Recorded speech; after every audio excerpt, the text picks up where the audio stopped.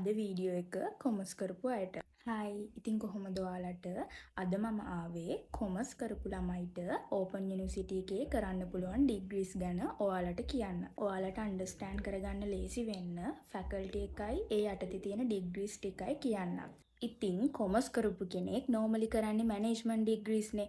සෝ ඔයාලට open university එකේ management faculty එක ගත්තහම Bachelor of Management Studies Honours, Bachelor of Management Studies Honours in Accounting and Finance, Bachelor of Management Studies Honours in Human Resource Management and Bachelor of Management Studies Honours in Marketing Management කියන degrees ටික කරන්න පුළුවන්. Engineering faculty එක ගත්තහම Bachelor of Software Engineering Honours කියන degree එකයි Bachelor of Industrial Studies Honours කියන එක යටතේ තියෙන Apparel Production and Management, Fashion Design and Product Development, Textile Manufacture කියන degrees ටික ඔයාලට කරන්න පුළුවන්. Open University එකේ Education Faculty එක ගත්තහම Bachelor of Education Honours in Primary Education කියන degree එක ඔයාලට කරන්න පුළුවන්. Natural Science Faculty එක ගත්තහම Bachelor of Science in Information Technology කියන degree එකත් ඔයාලට කරන්න පුළුවන්. Social Science Faculty එක ගත්තහම මෙන්න මේ degrees ටිකත් ඔයාලට කරන්න පුළුවන්. හරි.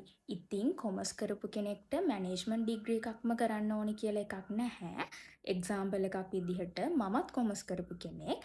but මම මගේ ඩිග්‍රී එක විදිහට කරගෙන යන්නේ ඉන්ජිනියරින් ෆැකල්ටි එකේ මම ඔයාලට කිව්ව Apparel Production and Management කියන ඩිග්‍රී එක.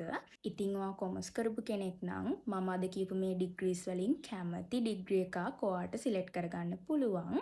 also මම මේ කියපු ඩිග්‍රීස් ටික කරන්න පුළුවන් කොමර්ස් කරපු අයට විතරක් නෙමෙයි ආර්ට් කරපු අයට ඒ වගේම තවත් ස්ට්‍රීම් වලින් A levels කරපු ළමයිටත් මේ ඩිග්‍රීස් ටික කරන්න පුළුවන්. ඉතින් මම අද මේ කරපු වීඩියෝ එක ඔයාලට හෙල්ප් එකක් වෙයි කියලා මම හිතනවා. ඔයාලට තවත් මොන හරි දේවල් දැනගන්න තියෙනවා නම් මේ වීඩියෝ එකට කමෙන්ට් එකක් දාන්න මම අනිවාර්යයෙන්ම රිප්ලයි කරනවා.